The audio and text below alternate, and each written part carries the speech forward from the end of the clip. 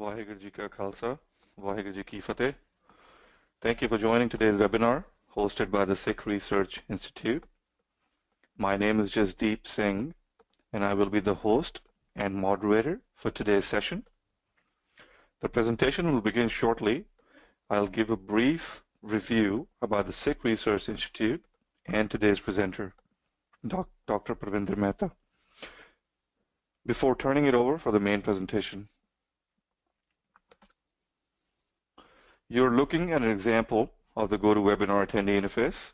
It is made up of two parts: the viewer window on the left, which allows you to see everything the presenters will share on the screen, and the control panel at the right.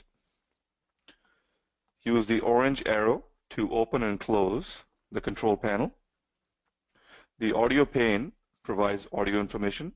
By default, you have joined the webinar via mic and speakers. If you prefer, you can join the webinar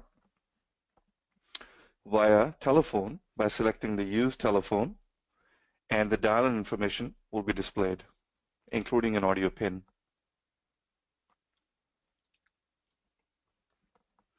You can send your question either by typing in the questions panel, or you may ask it over the mic. In case you don't have a mic, please state your name, city, and question in the questions panel. You can send the questions to us while the session is in progress. However, they will be answered towards the end. As a reminder, today's webinar is being recorded, and everyone will receive an email within a few days with a link to view a recording of today's event. Please contact me via the chat panel for any technical difficulties. If you lose your internet connection, you can rejoin the session by clicking on the same URL for the webinar. At the end of the presentation, I will launch a testimonial and feedback window. We'd appreciate if you could take a few moments to provide your feedback and comments on how the session went and how we can improve future sessions. I'll now provide some background on the Institute and also Dr. Pravinder Mehta. The mission of the Sikh Research Institute is to provide educational resources to Sikhs to lead a Guru-inspired life. SikhRI is an inclusive resource for you, your family, your community, and 30 million Sikhs worldwide. We are focused on helping you fall in love with Sikhi. SikhRI has recently published a bilingual children's book, Thank You Waheguru. It gives a glimpse into the Sikh family life and culture. You can buy your copies on our website at www.sikhri.org, and don't forget to connect with us on major social media platforms. I'd like to now introduce our presenter, Dr. Pravinder Mehta. Dr. Pravinder Mehta is a scholar, educator, and an author who lives in Michigan. She earned her PhD in English with minor in film studies from Wayne State University. She enjoys teaching literature, composition, and liberal arts courses at the undergraduate level. She has presented at several national and international conferences on issues of cultural formations, representations, and social justice. Her publications include book chapters as well as academic articles in peer-reviewed journals as Sikh Formations, Journal of South Asian Diaspora, South Asian Review. She also writes poetry in English. And so without further ado, I'd like to pass it over to Dr. Pravinder Mehta to begin today's presentation. Give me just a moment here.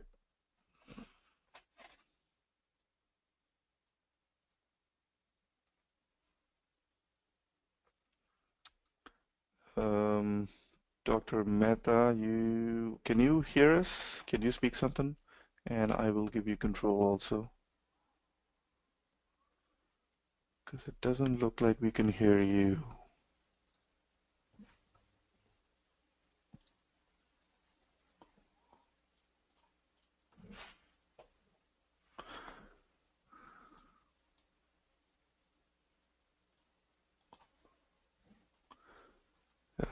You should have control, but I don't see.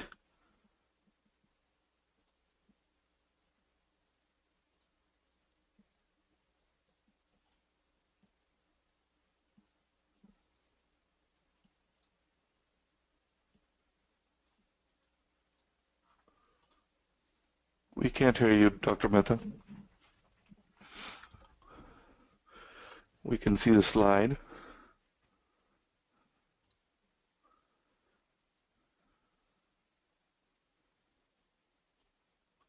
But it doesn't look like your audio is coming through.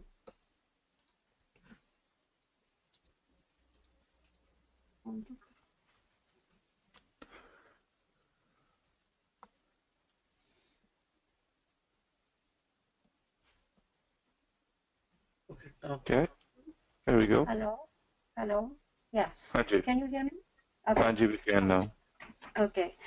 Thank you, Jasdeep. Vaheguru Ji Ka Khalsa, Vaheguru Ji Ki Fateh. And thank you all for being here today. I especially appreciate this opportunity provided by the Sikh Research Institute for inviting me and coming and sharing my reflections on the anti-Sikh massacre of 1984.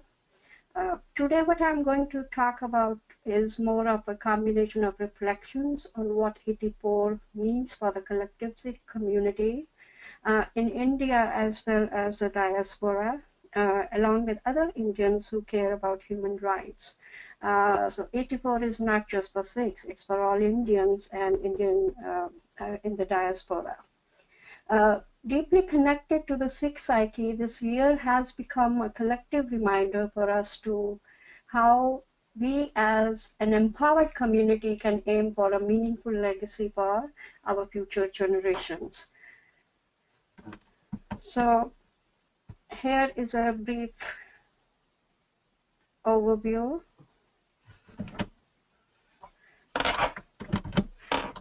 Okay, looks like my slide is not moving. Just give me a minute.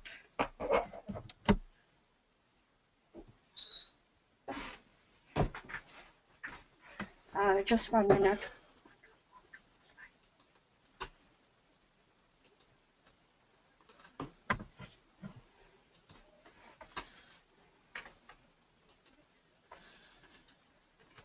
Okay.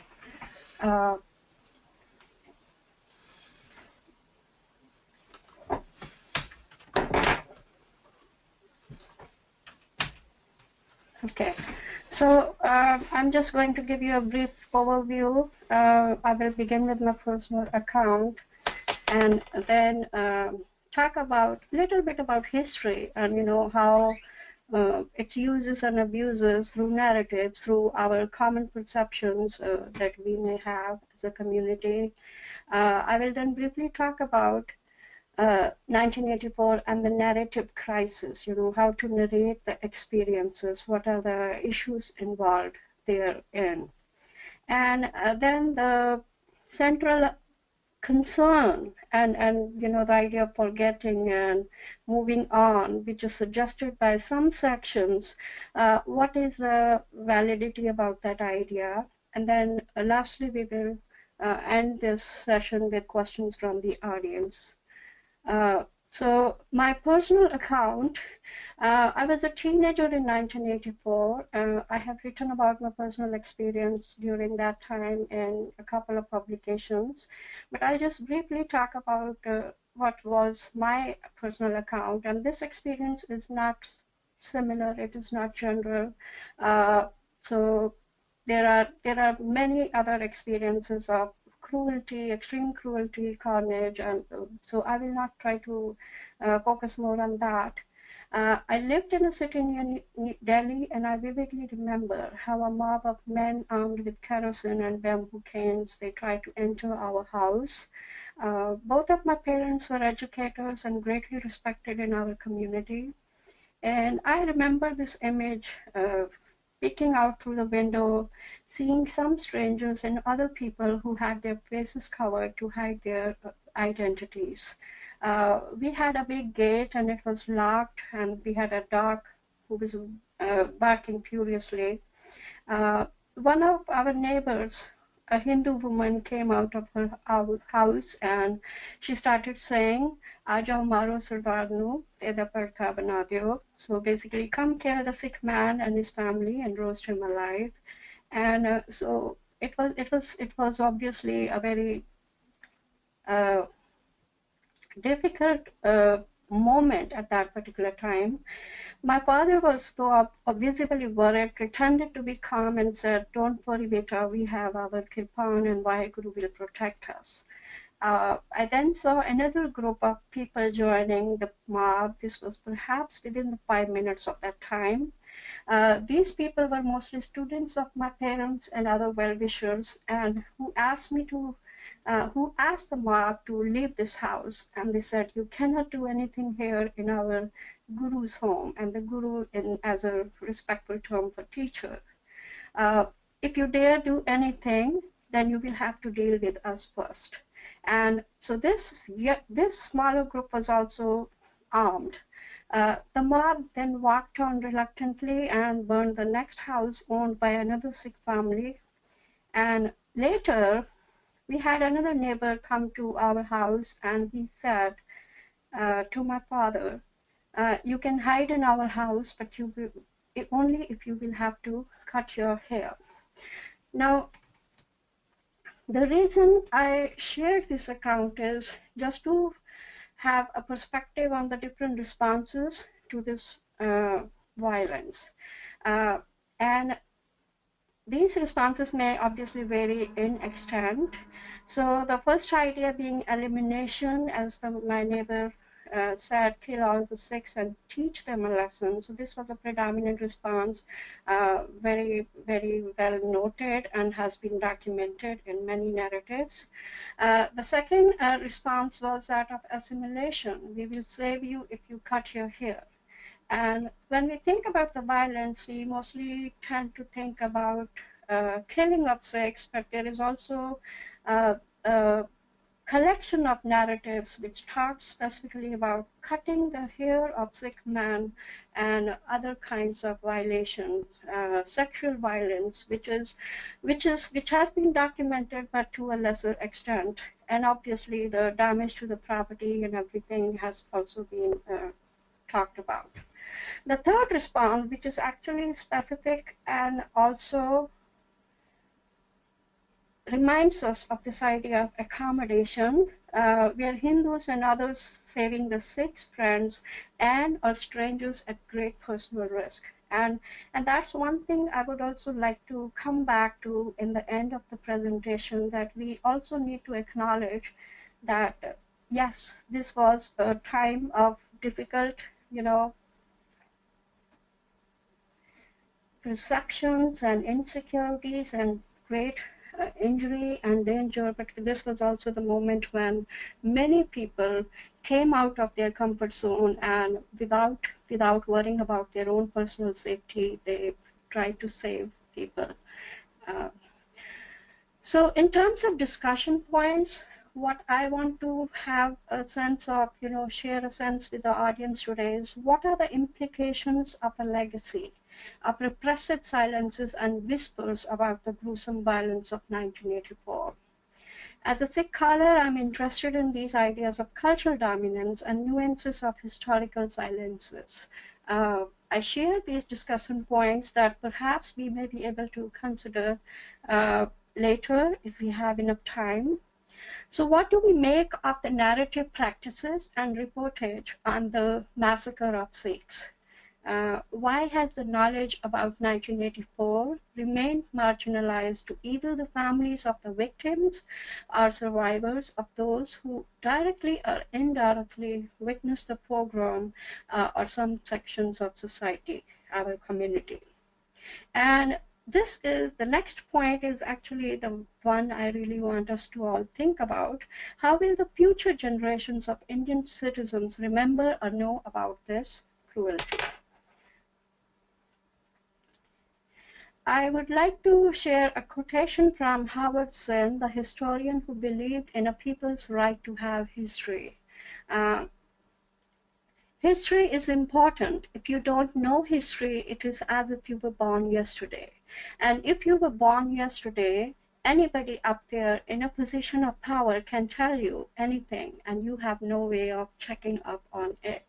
And it kind of seems a little bit similar if we think about the discourse of 1984.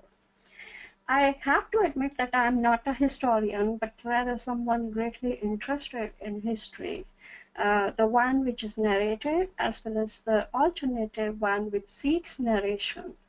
So history, especially when dealing with violence, trauma, and oppressive hate, is treated with a cautionary lens. And this is where I feel that I'm a writer who wants to write narratives that have not been written yet.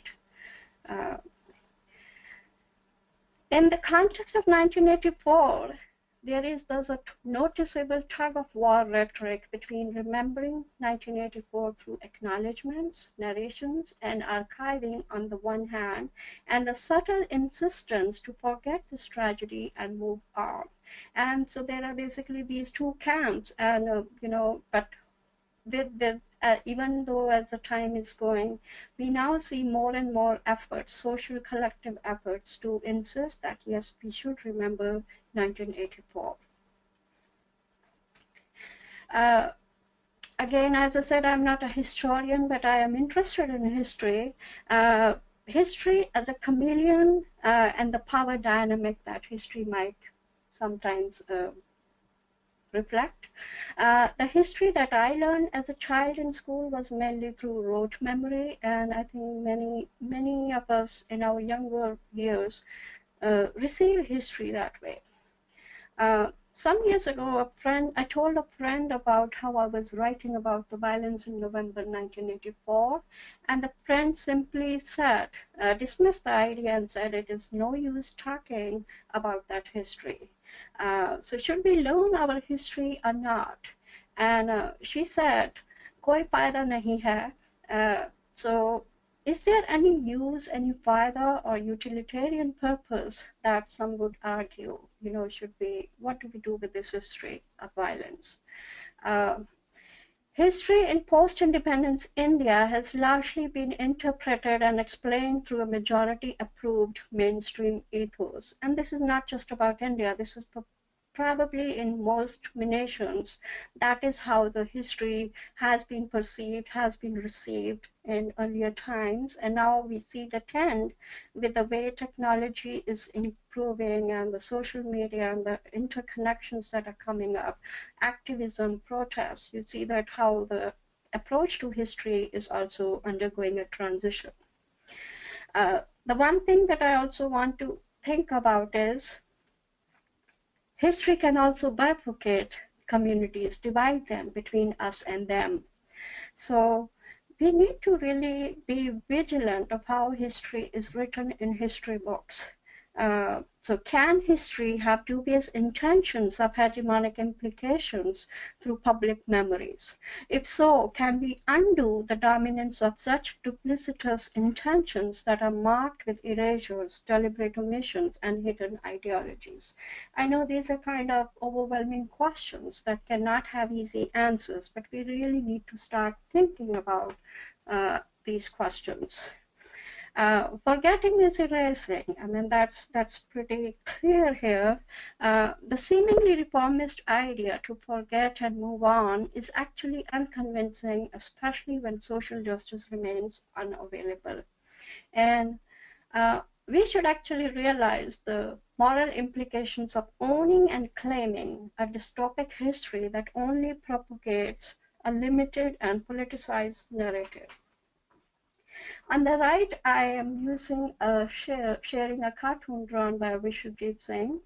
And the argument which is made in the context of June 1984 to Sikhs are sometimes how they are perceived as radical or desirable or liberal based on their willingness to forget or unwillingness to forego this dark history. This is actually relevant to also our discussion of November 1984. Even within the Sikh community, some tend to disregard any discussion of 1984. So what does this do? This rhetoric of silence and or forgetting can only benefit those who either do not want the narratives of culpability on the forefront, or those who want to distance themselves from any idea of vulnerability or victimhood. So to examine the discourse of 84, we need to examine the intricate web, the machinery that frames a dominant voice and knowingly or unknowingly repress other voices. Is it possible that history that we inherit could be dubious? Is it possible that public memory has also been repressive? Ultimately, it is really a question of who controls this history, who narrates it, who publishes it, interprets it, and disseminates it. I'm going to use a quotation from Milan Kundera's The Book of Laughter and Forgetting, and I'm not going to talk too much about the book, but just let us read this quotation together. The first step in liquidating a people is to erase its memory, destroy its books, its culture, its history. Then have somebody write new books, manufacture a new culture, invent a new history. Before long, the nation will begin to forget what it is and what it was. The world around it will forget even faster. So further, the conversation goes on to talk about language. What about language? Why would anyone bother to take it from us? It will soon be a matter of folklore and die a natural death. Or is it true that a nation cannot cross a desert of organized forgetting? Now, I really want to emphasize this phrase, organized forgetting, quite relevant to our discussion today. The discourse seems to be a compromised landscape whereby some suggest that the idea to move on is better than insisting on remembering the dark history. So what are the issues at stake here? They point to the repressive prescription, which allows negation of haunting memories of the survivors of this tragedy.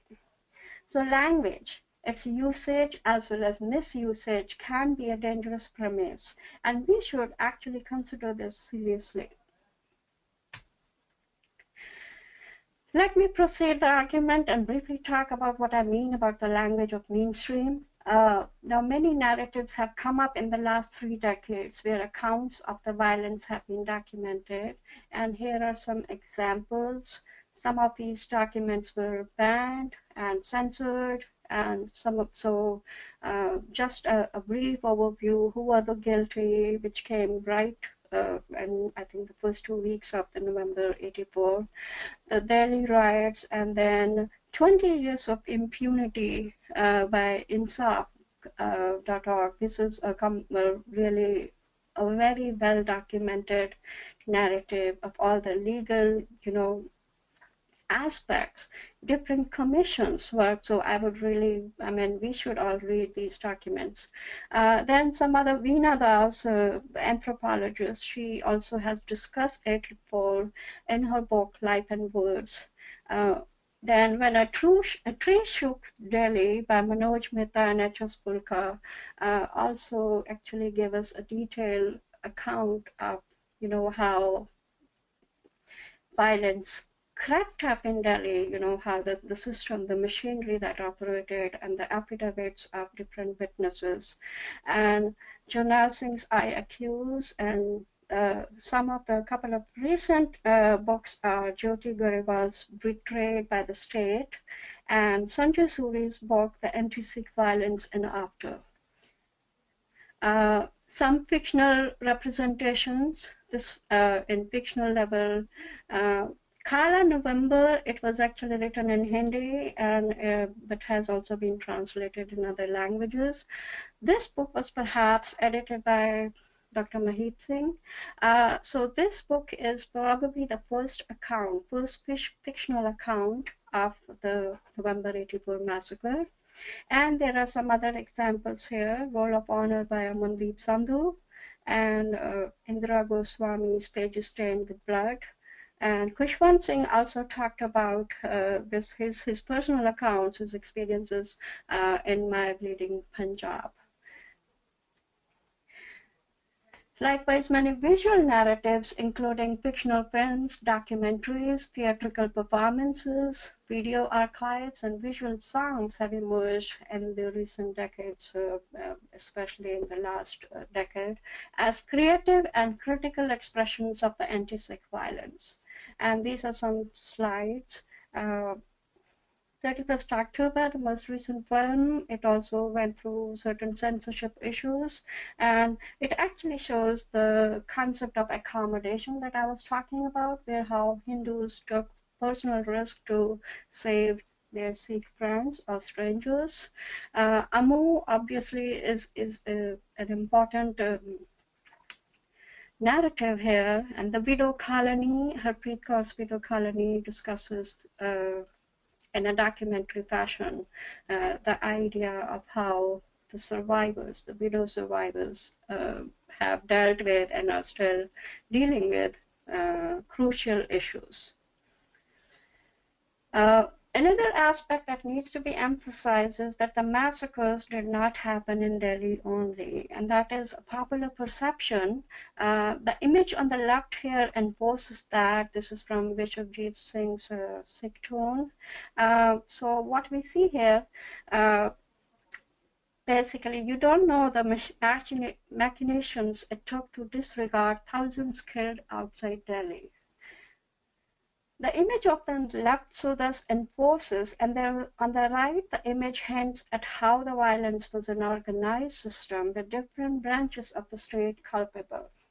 So elected leaders, police, judiciary, common man, everyone was involved in some way.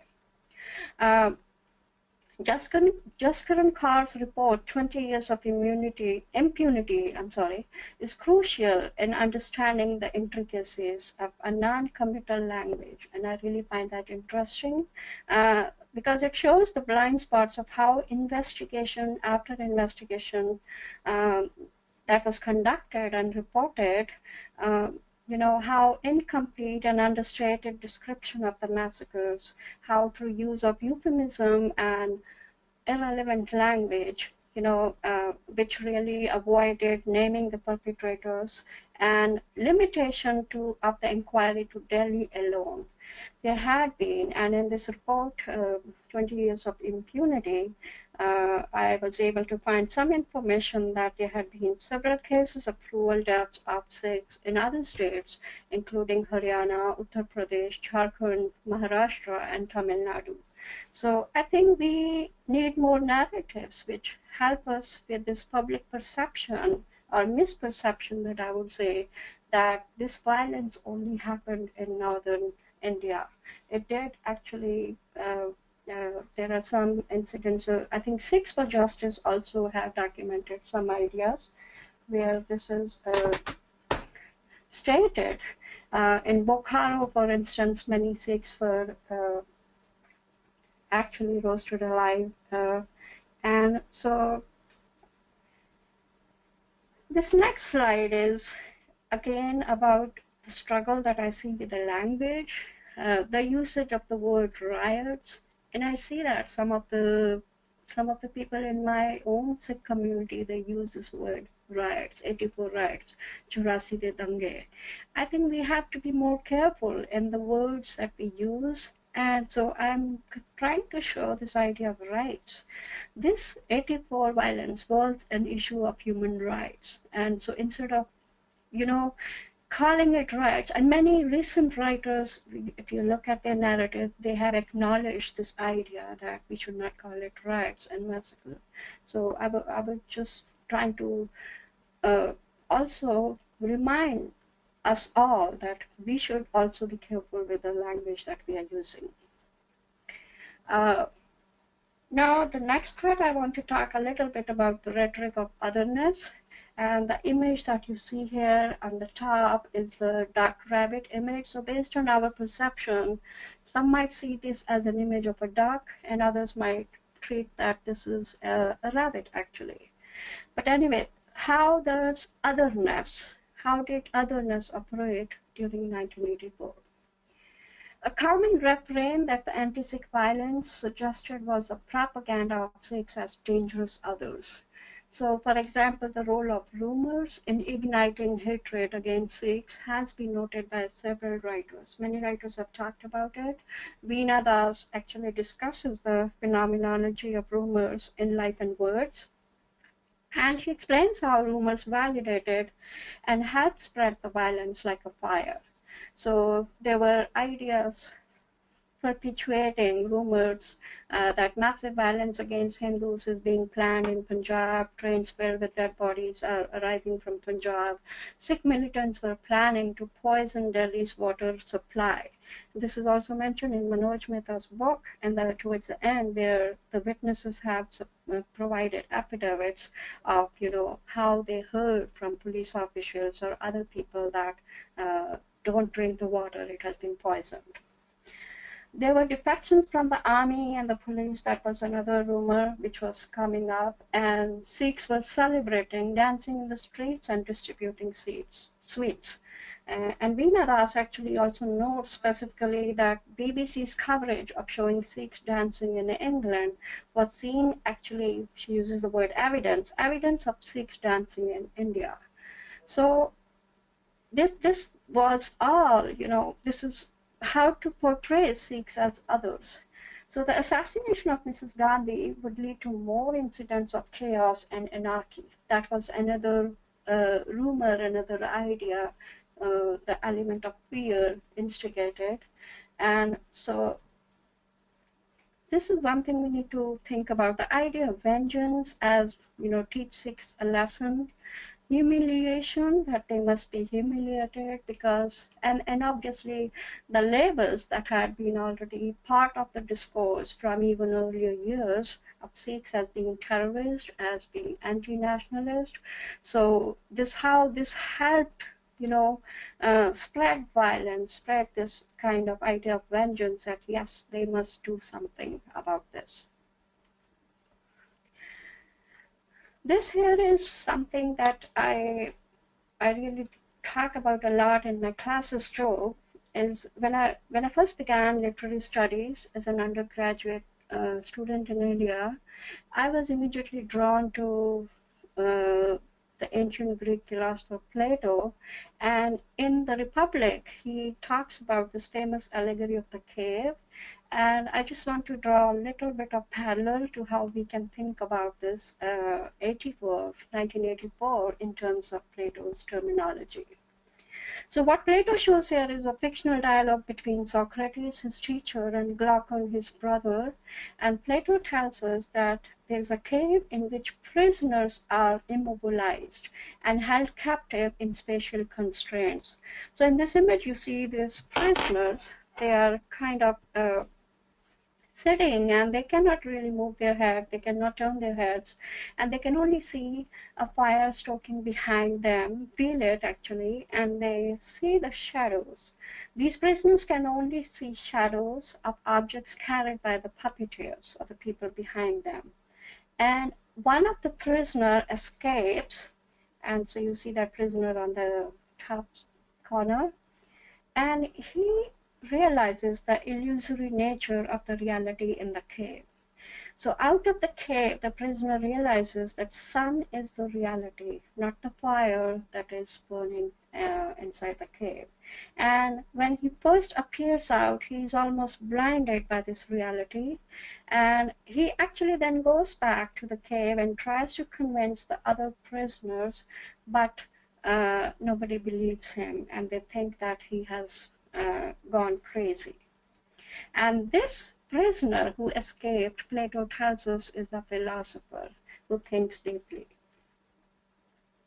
I'm going to shift the focus a little bit to how the struggle that many artists, many writers, filmmakers have felt with whenever they wanted to represent 1984 and the violence.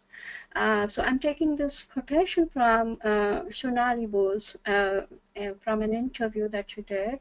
And she's talking about her film, making the film Amu.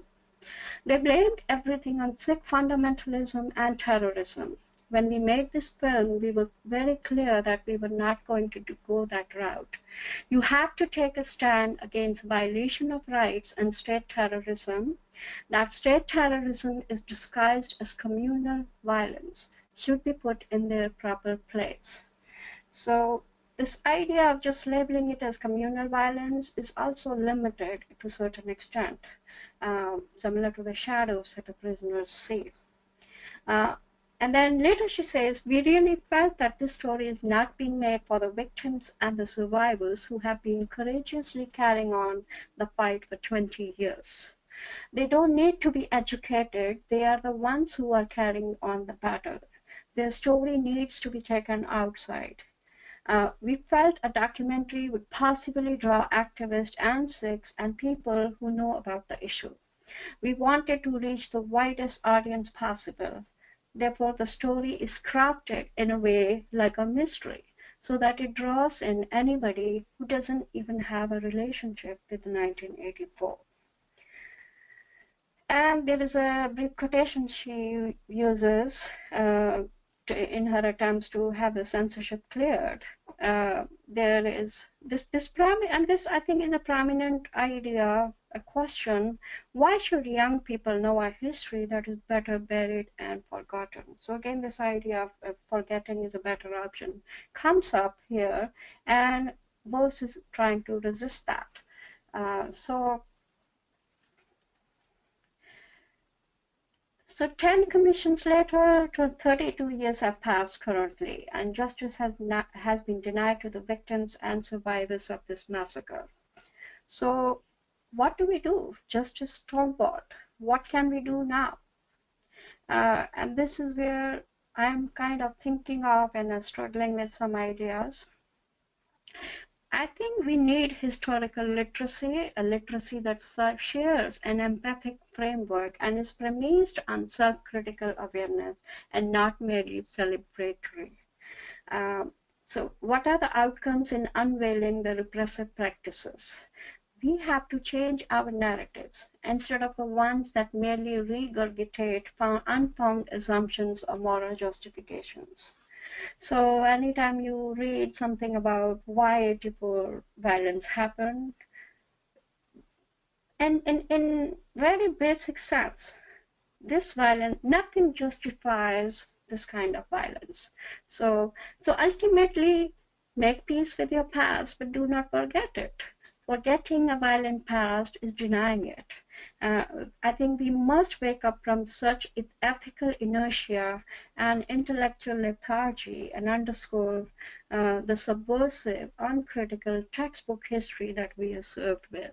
And many attempts are being made, where organizations and people, writers especially, try to look at history from a point of view of self-critical awareness, to also not just celebrate, but also look at it from a deeper perspective. So escaping from violent history, in fact, entrenches us to bear the mastery of history and confines of otherness. And I think this is what, as a reflection, we should really think about it. It is not surprising that many Indians in our younger generations do not know about the anti-Sikh pogrom of 1984. And I think to an extent, people should really make attempts in our communities, in our families. We should share this information with our younger children when they are of appropriate age, of course. This is part of a legacy. We cannot just refuse it and deny it and move on. And there's another quotation from Howard Zinn, which I want to share with you, and hopefully during the discussion and questions we can talk about this idea. If history is to be created to anticipate a possible future without denying the past, it should, I believe, emphasize new possibilities by disclosing those hidden episodes of the past, when even if in brief flashes, people show their ability to resist, to join together, occasionally to win. I'm supposing, or perhaps only hoping, that our future may be found in the past fugitive moments of compassion. And this word compassion is really something not unknown to Sikhs, especially, in the Sikh spirit of Churti Kala. And so I think being creative with history, but also looking at those fugitive moments of compassion is a better way of dealing with 1984. So how do we proceed with these historically defined collective memories, which offer a limited perception about 1984? I also find a value in a sustainable form of remembering. Remembering not just for the sake of remembering, but something which also is proactive and involves us with this discourse. So here I want to read a short quotation by J. McMaster and M. Hetherington from the book Ethical and Shared Remembering, Commemoration in a New Context. And they talk about Irish history, but I really find this valuable. And I have, highlighted some phrases in red just to make us think more about these ideas. So ethical remembering is critical remembering. Ethical remembering is not about going back to the past in condemnation, not to indulge in a blame game. Uncritical remembering is a failure to learn from history. So if you're not learning anything from history, but just being familiar with it, that doesn't do anything. We have to focus on critical remembering. Anyway, back to the quotation. Uncritical remembering is a failure to learn from history. Ethical remembering acknowledges the destructiveness of violence and its destructive legacy and builds a different, demilitarized political future. Ethical remembering also underlines the need for hospitality, a general openness to each other, to dialogue, hear each other, and be prepared to walk through contested histories together. And I think this is, I really find this quotation valuable in how can we remember 1984 through ethical imperatives. And the idea of compassion that that Howardson was talking about can also tie in there, and especially have a dialogue with people who are prepared to walk through contested histories. I'm now going to share 3 quotations from my esteemed friends who have written on 1984, and I'm really thankful. At a short notice, they shared some views, especially for this talk today. The first quotation is from Amandeep Sandhu, author of Superior Leads and Role of Honor. And he says, a meaningful way in which the Sikhs can deal with the trauma is, of course, to pursue justice, but even more than that, by committing themselves to peace, by ensuring that no one is discriminated on the basis of any inequality. Along with not forgetting the horror, we should also create a world where such horror is not repeated against any community or human being. Let the tragedy remind us not to repeat the same. And I think that really is a great quote, because it helps us not just focusing on forgetting the horror, but actually finding a meaningful way to remember it. Another quotation that makes us think about human rights is from legal journalist Manoj Mehta, author of When a Tree Shook Delhi, and he has also written several other articles recently. In this increasingly interdependent world, what's more important than globalization of the economy is universalization of human rights. This is to ensure that all countries observe certain minimum human rights standards and practices. And so, and a lot of work is being done here by Sikh organizations who are, branching out to also through volunteering. We see so many efforts. I'll briefly come back to this. Let me go on to the next quotation, which is from Bishopjeet Singh. who is a cartoonist, an activist, artist, however you want to call, and also popularly known as Captain Sikh America.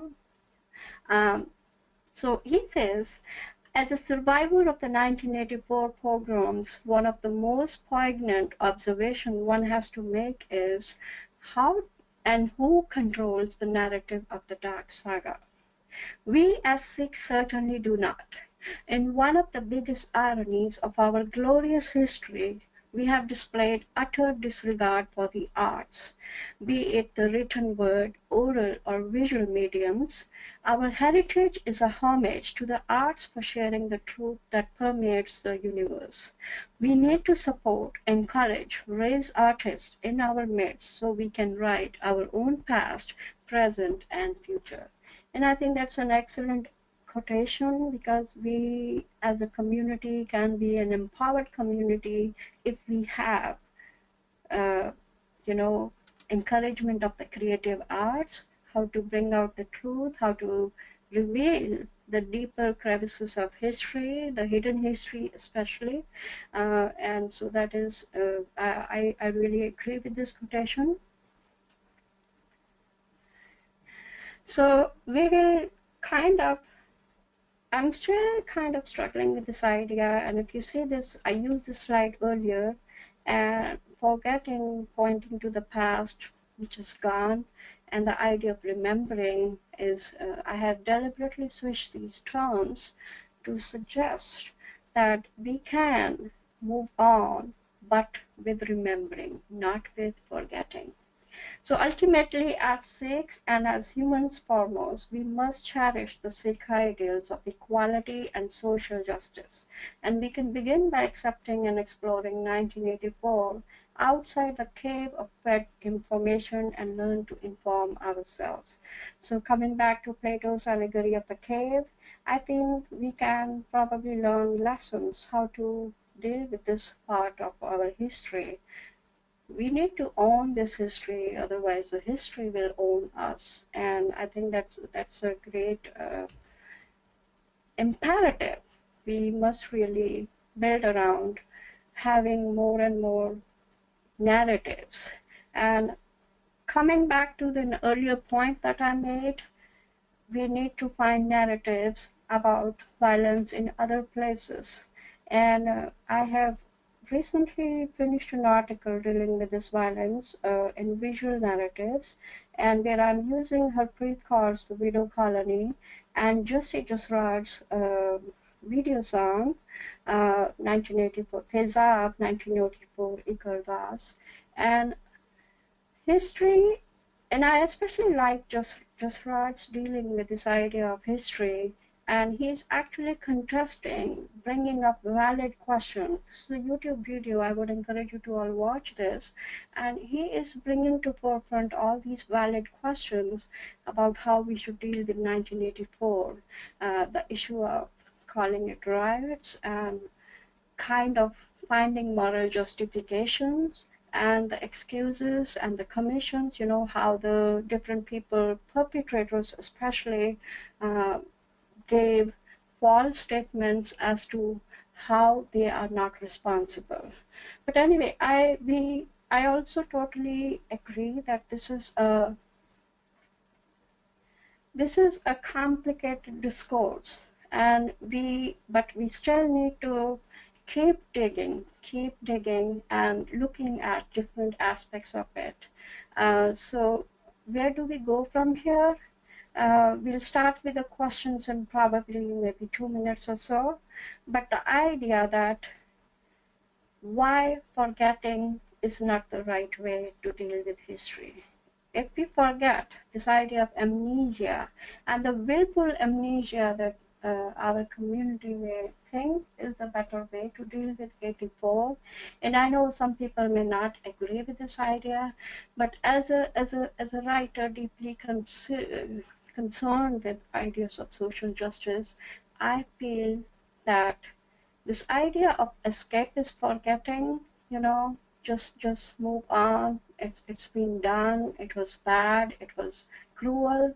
Yes, but I think that legacy of 1984 must remind us. So that is why I personally, I believe remembering is the way to go. The idea of ethical remembering, the idea of sustainable remembering, not a remembering which is only for those particular days every year. This is a sustainable remembering where it becomes part of our Sikh ethos. And, you know, I grew up listening to the stories of Shahidis that our gurus made, the struggles that the Sikh followers of the earlier times in the history, during the history of Guru Gobind Singh Ji and other generations who willfully gave up their lives. So why are we learning about sacrifice and Shahidi and martyrdom? But at the same time, why at the same time, some of us are willing to forget 1984. And if you go through, go through internet, we are in a really possibly stronger time than the times when 84, the violence in 1984 happened. There was media blackout. There was no social media in the times. And sometimes I wonder, how perhaps there may be some limitations that were not really coming up, helping us connect as a community, empowering us. And this is the idea. I have tried to do some research on this topic, and I come across so many images which insist never forget 1984. And I think that is a valid, valuable lesson that we should kind of agree with and also make conscious efforts. So that's pretty much what I wanted to say today about, and I know we are almost done with the time, so I'll give the control to Jasdeep Singh Ji, and he will probably, let's see if we have any questions. Ji, Dr. Mehta.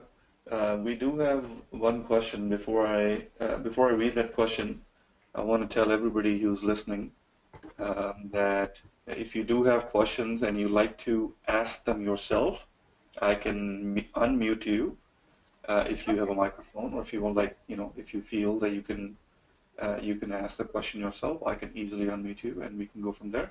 Sure. In the meantime, I have one question from Harsharan Kaur. She doesn't say where she is from, but she asks, do you think it is important to frame the narrative of 1984 as state terrorism against a minority community rather than Hindus against Sikhs? Thank you, Harsharan. That is a really great question, and I think I also know my answer. Yeah, 84 was not a Hindu-Sikh communal violence. I refuse to believe in that. It was a state terrorism. But yeah, because that idea has not been validated strongly enough, this violence was definitely, it can be framed as a narrative of state terrorism. Because we cannot ignore the contributions of Hindu families who took great personal risk, and so that would be a generalization, and that would be a dangerous premise. Okay. I do not have any more questions right now. We'll wait for maybe a minute or so, and okay. In the meantime, if you'd like to share anything, then go ahead. I actually do have one question coming in from Gurmeet Singh from San Francisco. Okay. Can you expand on your statement on riots versus rights? Aren't these two interrelated? Okay. Yes. Just quickly, are you hearing an echo? Is my voice being repeated? No, I don't hear an echo from your side. Okay, that's fine.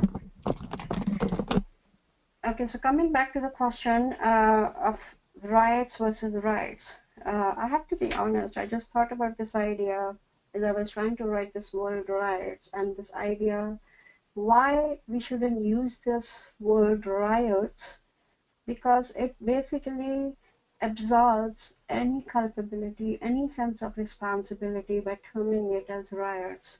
But when we talk about 1984 violence as an issue of human rights, we are able to gain an entry into that frame where we should think of responsibility, think of culpability.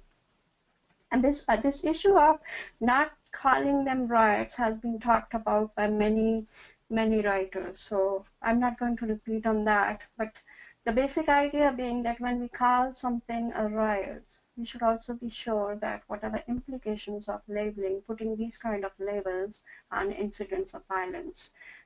So riots, human rights, this falls not only just state terrorism, but also an act of human rights violation. And there are several reports. Amnesty International has talked about this, and there are briefings have been done in the US Congress to talk about this is a matter of rights.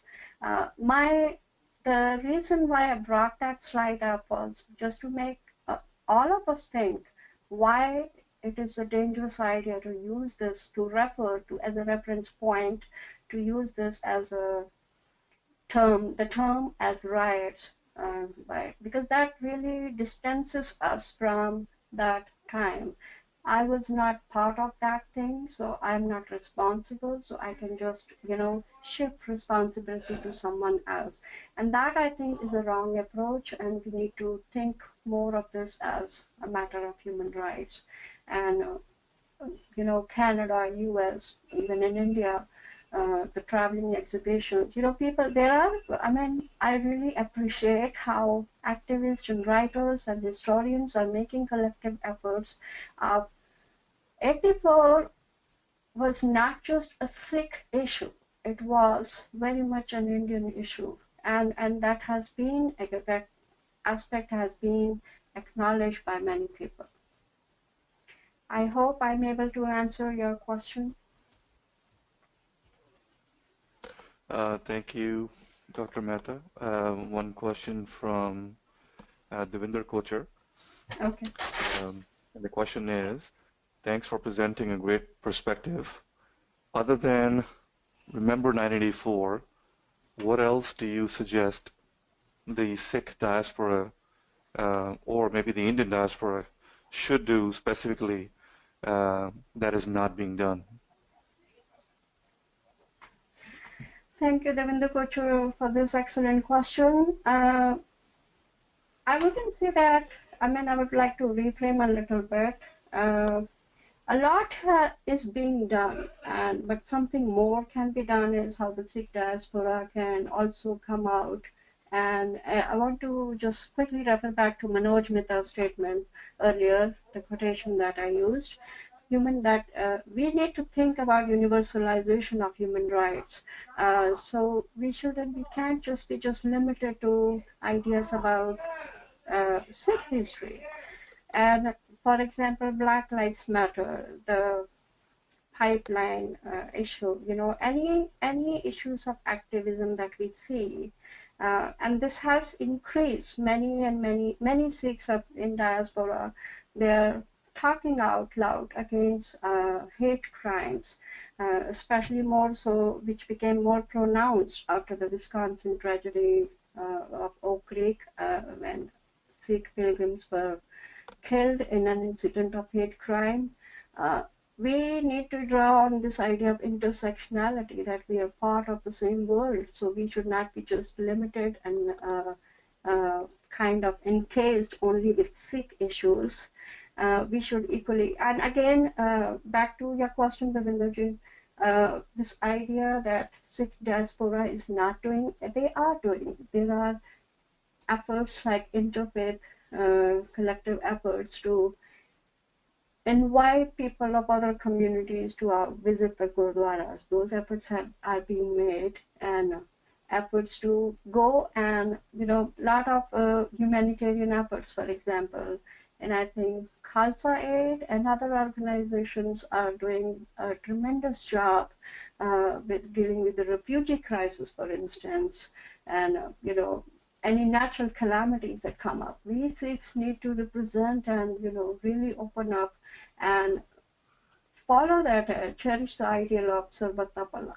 And we are doing it. And I think our community is going in the right direction. We just need to be a little bit more careful and vigilant of how we are, what kind of legacy we are leaving for the future generations.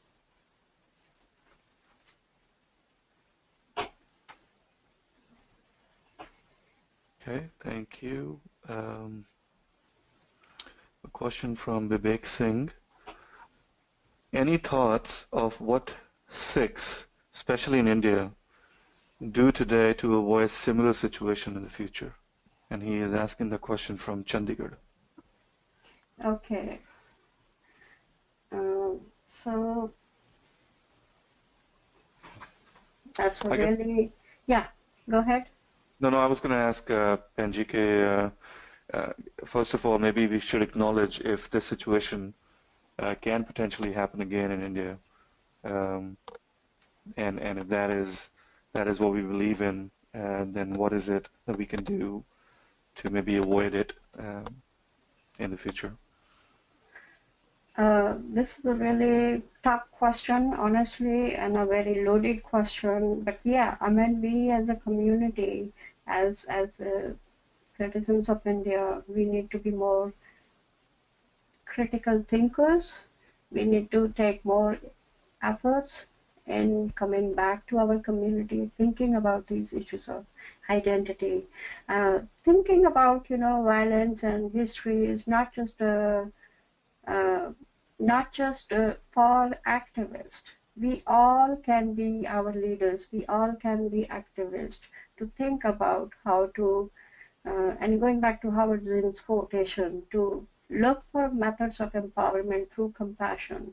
And a lot of work is being done. I mean, in Gurdwaras, especially if you see the awareness that has come up for langars, especially in US. And I'm sure in India, my perspective on India may be a little bit limited because of not living there currently. But yes, we need to become emotionally strong, emotionally intelligent in dealing with and the ideas that we talked about 84, for instance, the idea of rumors. I think if we become better critical thinkers, but not falling into the trap of, Plato's prisoners, we need to come out of that. Now, I know I'm struggling with this question because this is, and I may not be doing justice to answering this completely, because this is a very powerful question, and I think we, as a Sikh fund, we need to think about it.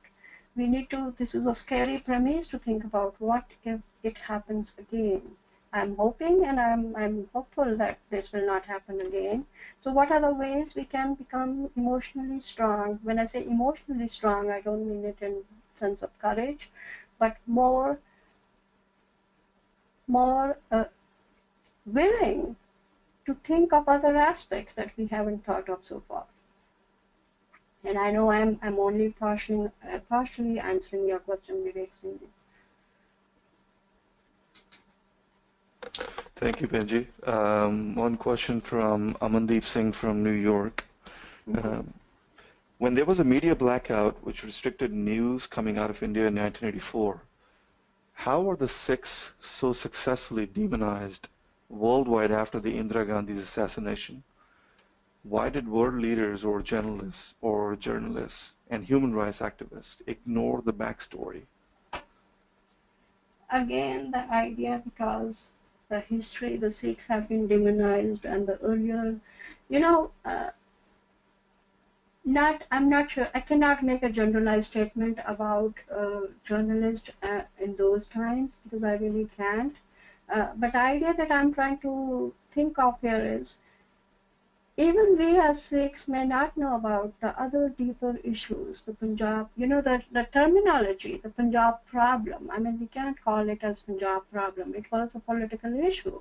And, I was really a kid at that time, but I remember learning something about who was Longowal, what was the Anandpur's resolution about. So I'm not sure that these issues were actually really talked of discursively as a discourse in journalism. I really cannot, I'm not prepared to answer this question, how the world media uh, dealt with this. But yes, I recall once I listened to a video where some Sikhs were making comments about, the 1984. I also have to say that 3 decades later, we are much more better educated in dealing with these ideas, much more better uh, empowered to make statements compared to even the more and more organizations. And anytime, for instance, anytime an incident of violence happen in U.S., Canada, Australia, or any hate crime, we have better ways to shape and define the framework. So issues of Sikh identity, they were kind of, and even now, this issue of looking at how Punjab was portrayed or represented, or all the issues of Operation Blue Star, for instance. Not everybody knows about the deeper nuances. We only people who are interested in history, they might go and read the books and try to gain that knowledge. And that is where I am insisting that we need to not just take this a case for activists. We all can be activists and try to become better in learning about our community, and again in owning up to this history that has been ignored for so long.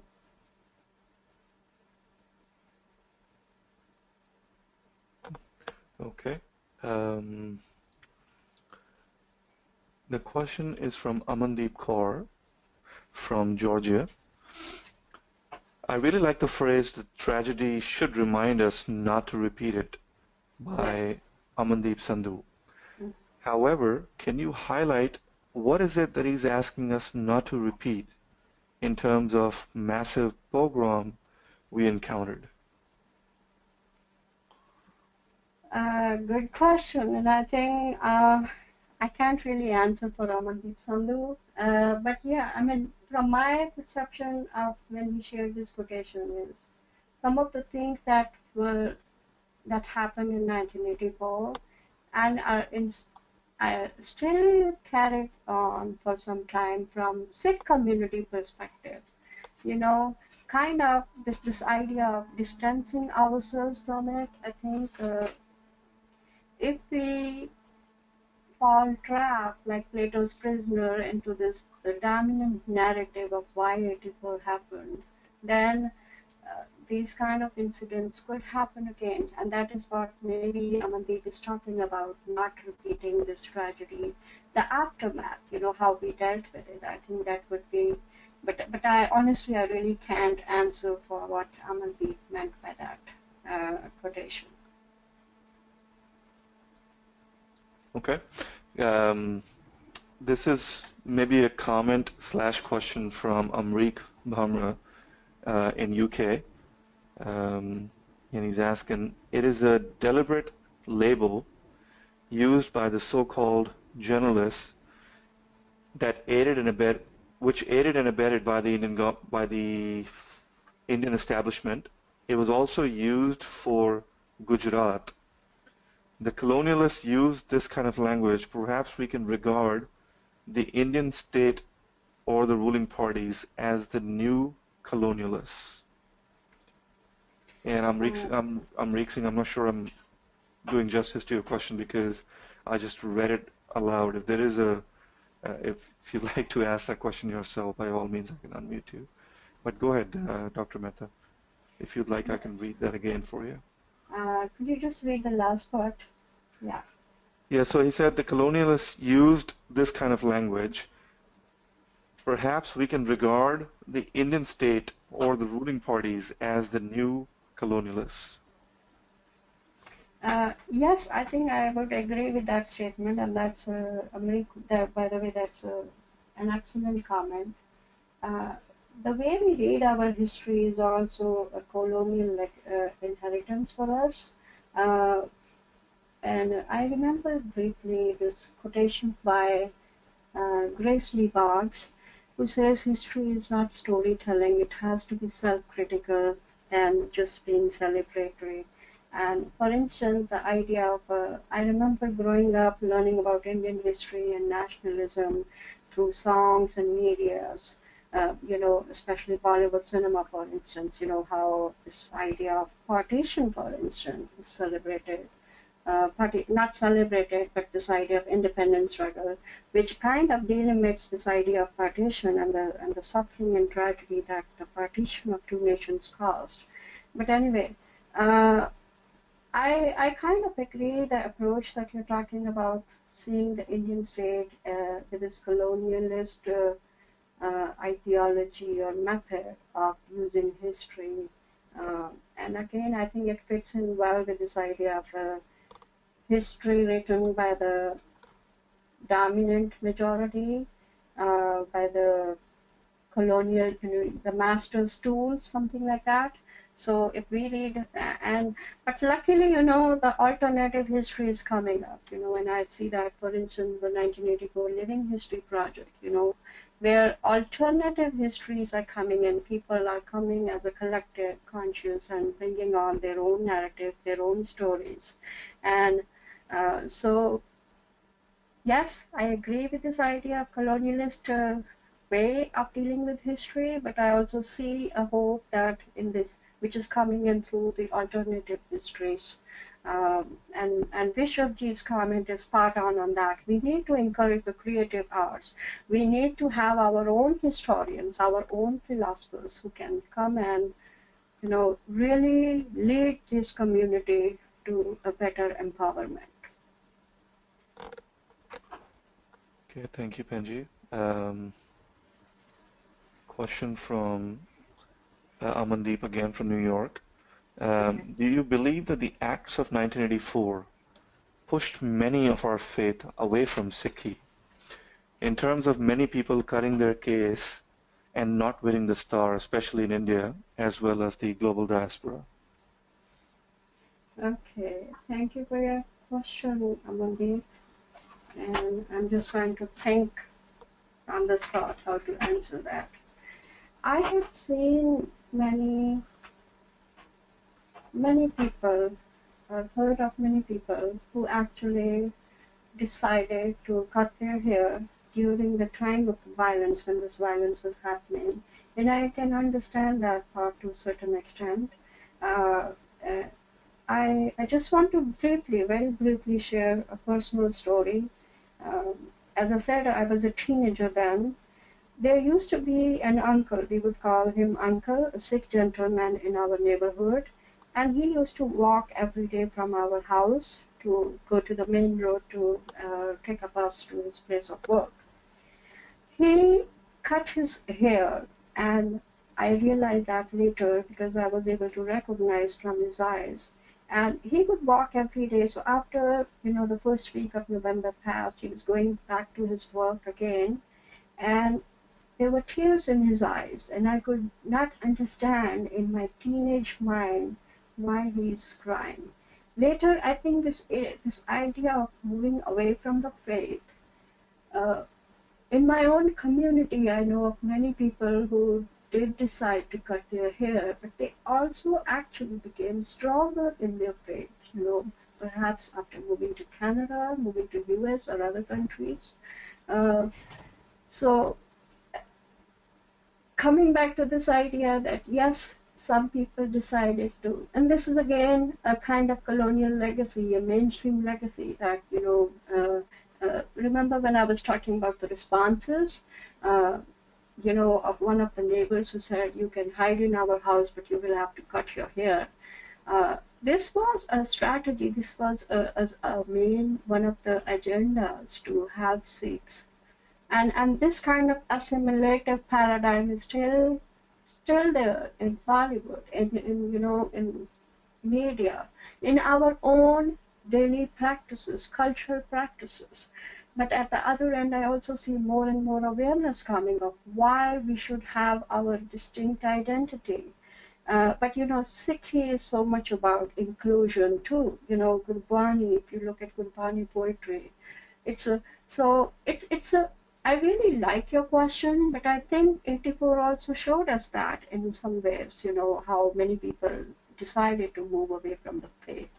And I remember once a comment being made by my relative in those days, कि जिन्होंने वाल कटने से उन्होंने बहाना लगाया. People who were actually ready to reject their Sikhi decided this was a moment for them. But I cannot really generalize that everybody did this.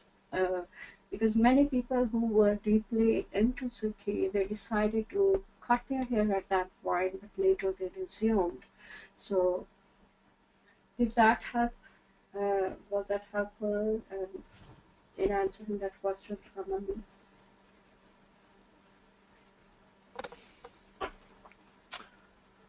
Thank you, Amandeep. Likes to thank you for your answer. He does have one question, and this is probably the last question that we'll take today. Okay. And he asks, was the demand for Khalistan in the wake of 1984 a mistake? If not, where has the movement gone? Okay, this one really needs a lot of thinking. Demand for Khalistan, I think going back to the times of 1984, even this term Khalistan is seen very problematically in current times. People don't want to talk about Khalistan. But this idea, if you look at it, I mean, even in Indian politics, the idea of having a state within India where Sikhs have a kind of autonomy is not far-fetched, but the idea of having a separate nation is obviously controversial in Indian politics. And so where has the movement gone? I think I cannot really answer that question. But we also have to be watchful of, see, I'm not a historian, as I say, but we have to be watchful of how this discourse of Khalistan was perpetuated in those times. Not many of us know about, why this demand for Khalistan was coming up. So especially, for instance, this idea of Operation Blue Star. Why did Blue Star happen? The common dominant narrative that we hear is, and the labels, that I was talking about, Sikhs are terrorists, they're hiding in Amritsar, and they need to be, this idea of flushed out, this terminology that is being used. So my point is that the idea of Khalistan may not have been portrayed, may not have been approached or represented in correct terms. But I was a kid then, and even now I see that. I think we can look for other ways to talk about Sikh identity, to affirm, to assert our sense of identity. And many people are doing that by choosing to follow, finding answers through Gurbani, for instance. I think Khalistan or no Khalistan, there are ways of, empowering ourselves. I really cannot go at this point. I'm not qualified to talk much about Khalistan movement. That would be for more, or that would require more homework from me. I would have to delve deeper into things. My field is more representations. I look at how words, how language, how history is represented. Okay, thank you. Question from, and I said this was probably the last question. I got about 3 questions after that. That's okay. That's okay. Okay. Question from Chiranjeev Nagi. Can you draw any parallels between the Holocaust and 1984, and what can Sikhs learn from that history and formulate next steps? Mm-hmm. I have actually, I think, written about this comparison of the 1984 with Holocaust, but in my article which came out in Sikh Formations, and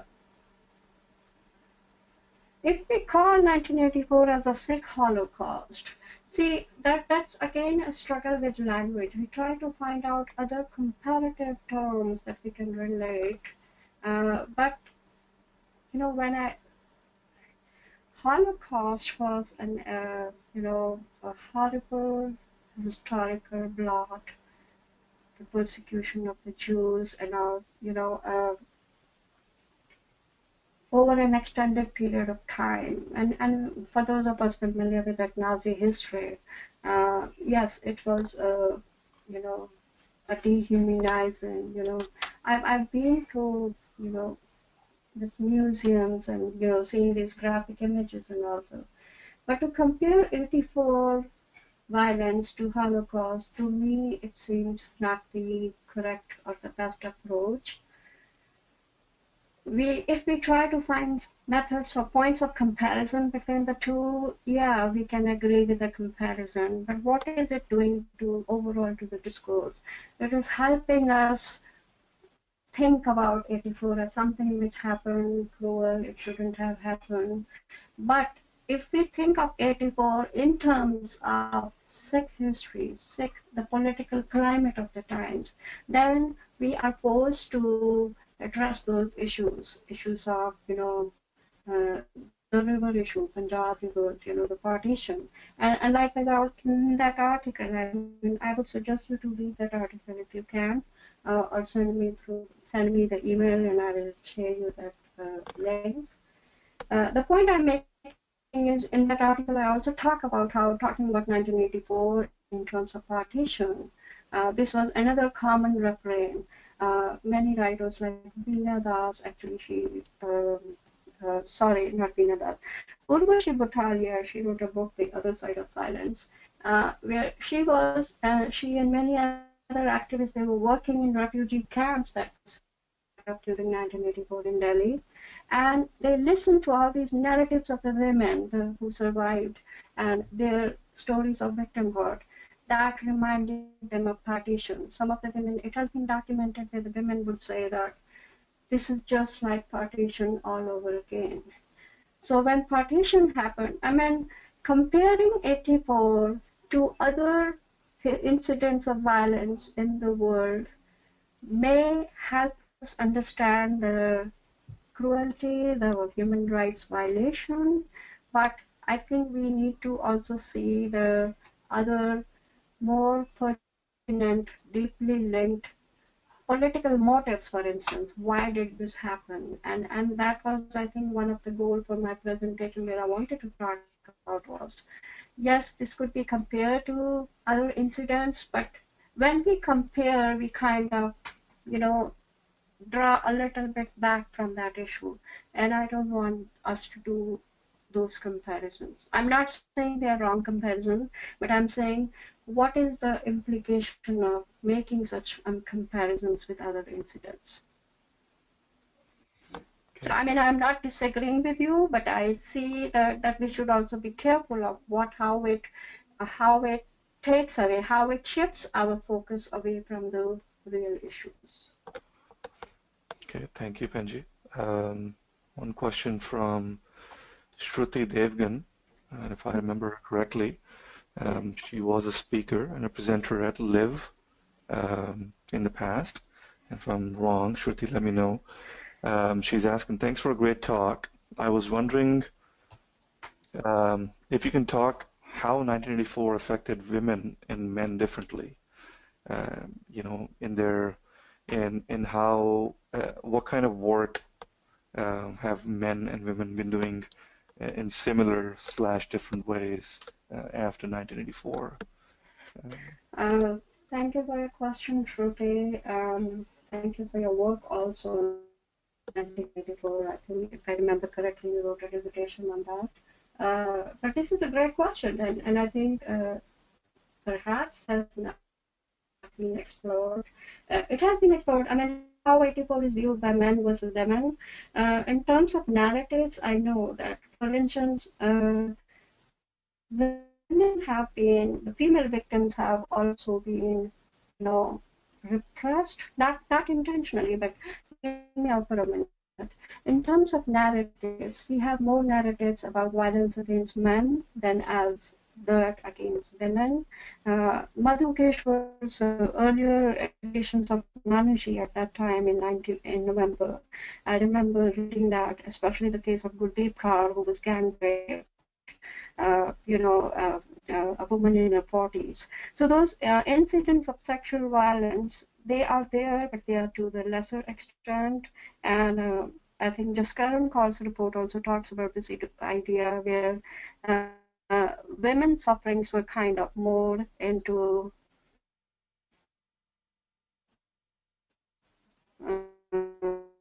this notion of victimhood compared to men. But I'm not trying to make attempt any bold statement at this point. But yeah, there is a difference. This would be something that really would be needing a better address, more research and looking into that. But overall, the how 84 affected women more as victims. For instance, films like The Widow Colony. Actually, I'm writing an article I submitted. It's under review where I talk about how Josie Jasraj's video, Teza, talks about men, mostly men, and how The Widow Colony, the documentary by Harpreet Kaur, it focuses on mostly women.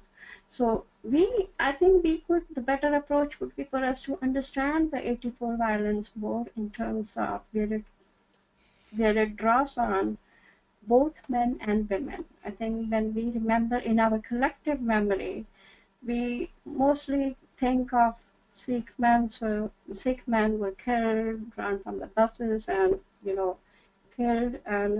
But women's narratives should be, they're kind of not given that much of exposure.